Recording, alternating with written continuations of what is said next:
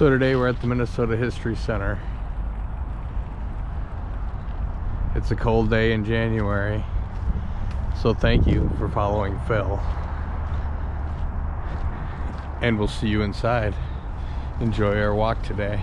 We'll try and do the highlights and not the whole thing, but we'll see.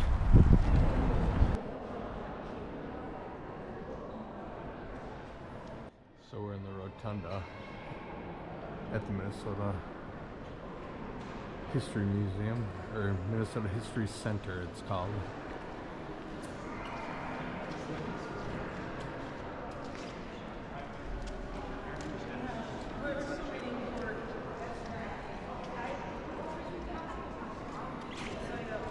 The museum looks like it's on the third floor. We'll start in the first hall. Minnesota's Greatest Generation. I'll narrate as best I can, as quickly as I can.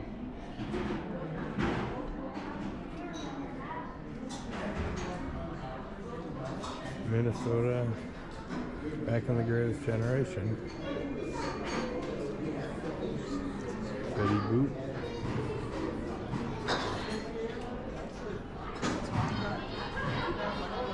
Got some great history stuff here. Place for the kids.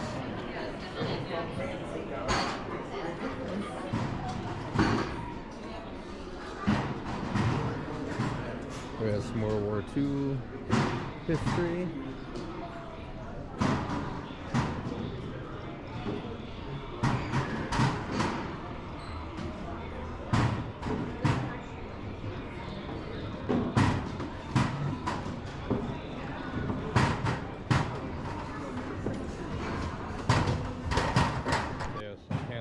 Activities showing how they packed the shells during World War II. I think there's a line.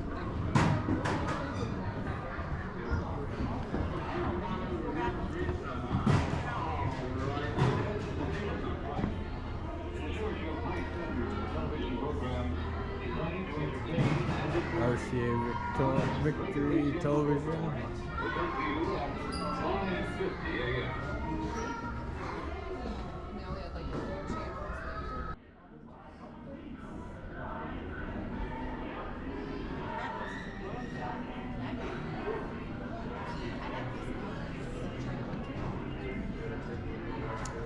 1955.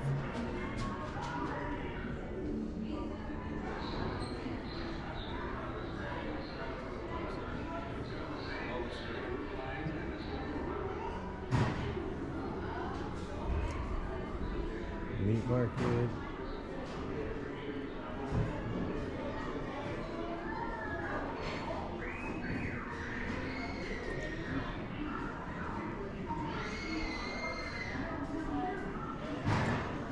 Been my grandparents' age generation.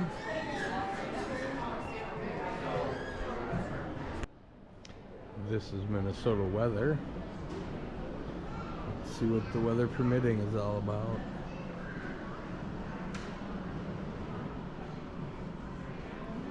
Yep, we got the long johns.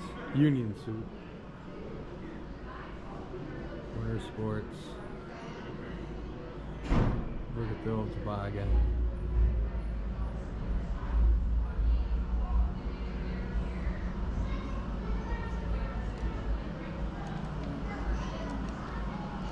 The Winter Castle.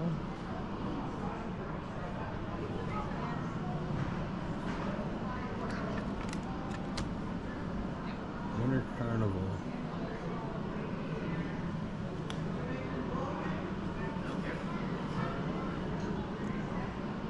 This is a 1986 ice castle.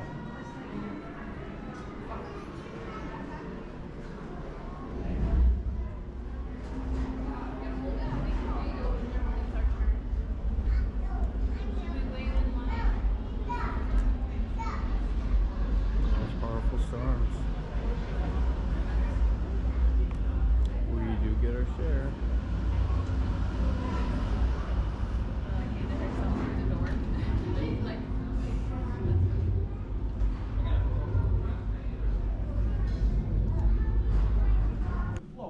That's about as much as I'm told to do.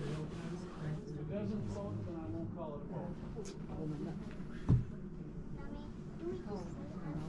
I don't think we're ever over it, once you've been through it. The whole area smelled like a battlefield. It just reeked. There were houses in the middle of the Yeah. street.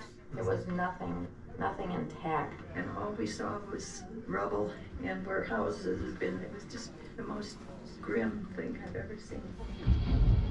We interrupt this program with a weather advisory. The U.S. Weather Bureau has issued a tornado forecast for a portion of extreme north-central Iowa. I heard the news that there was tornado warnings. I told the boys, I says, we've got to get home. Scattered severe thunderstorms with large hail, locally damaging winds, and the possibility of an isolated tornado. The sky got very dark and green, very green. It was green, but just before it came, the sky turned orange, and that's when the hail came. This is a dangerous storm with large hail. Stay indoors, away from windows. My mother had just gotten done washing the windows. The excitement in my husband's voice as he says, "Get to the basement." He said, "No, I'm going to watch out the front window." Should a tornado be sighted, the Weather Bureau advises that you go to the southwest corner of your basement or a small interior room in the hotel.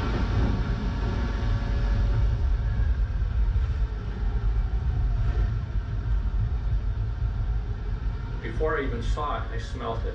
There was this sulfuric odor. It was just deafening. Then all of a sudden, I could feel the suction of this thing.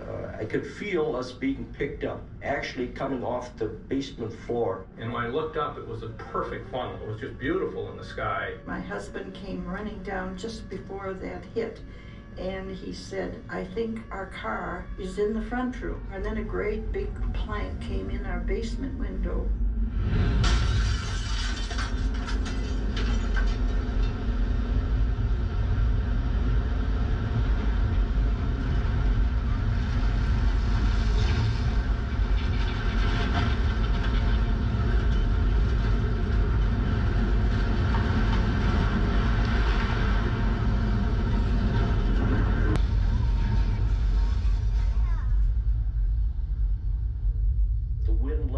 I looked up and there was no floor above us. It was gone.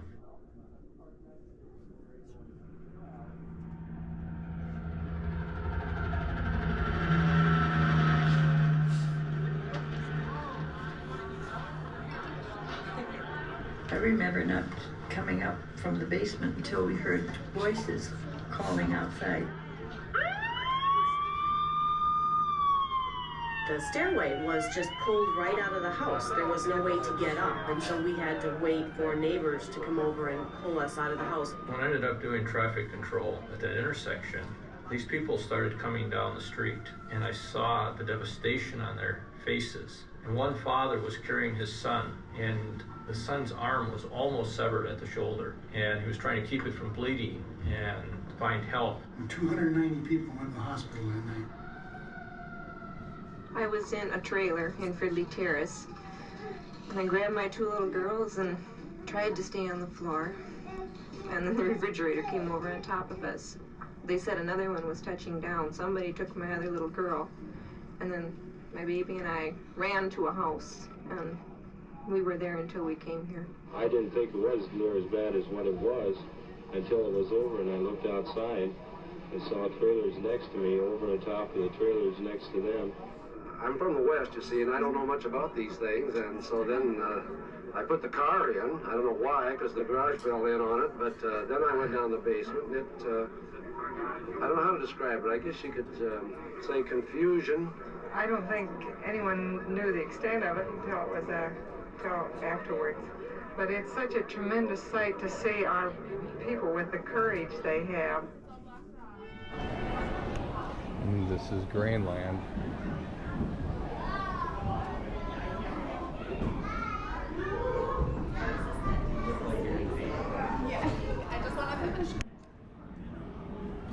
Little history of agriculture in Minnesota. Grain, feed, Sioux line cars.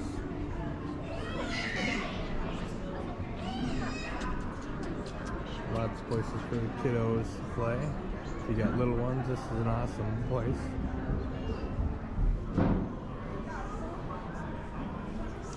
Looks like a recreation of a streetcar.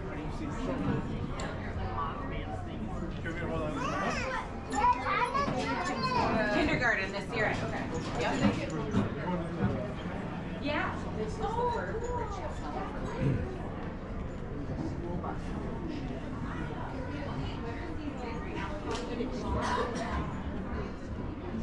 And they got the Northwoods.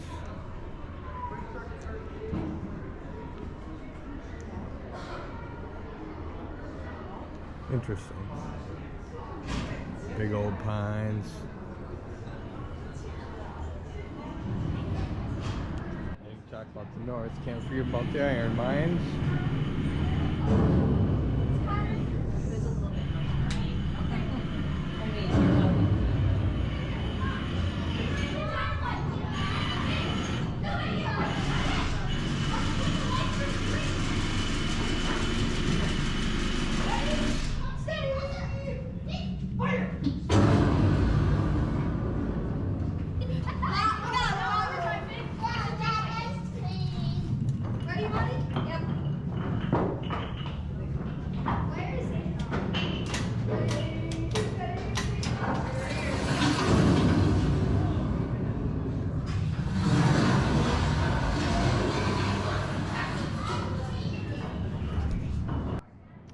Can't forget the beaver pelts.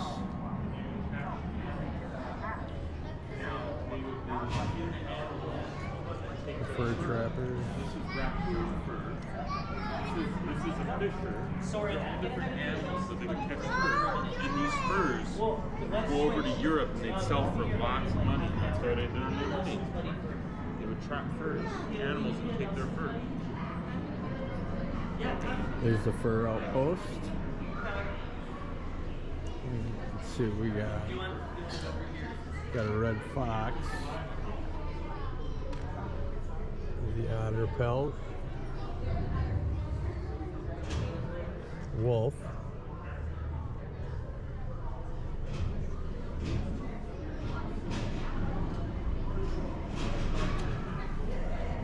The standard beaver. What else we got? The mink. We used to trap these as children. The fisher.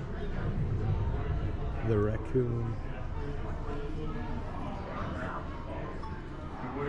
The Native American. Our home.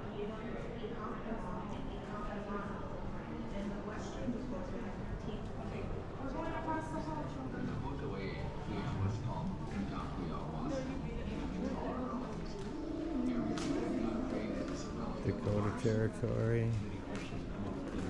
Godot.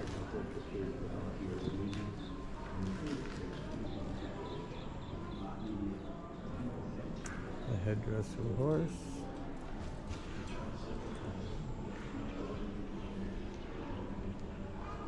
Ojibwe. They have all kinds of history.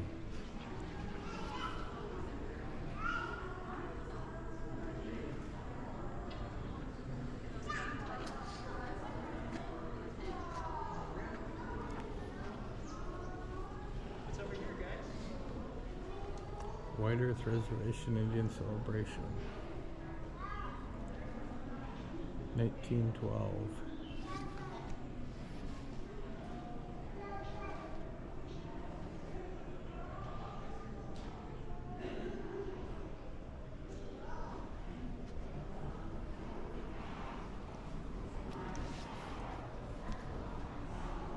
So I believe that was my quick review, or overview. In hindsight, I will take more time. I will come back. It's a great place for kids and families.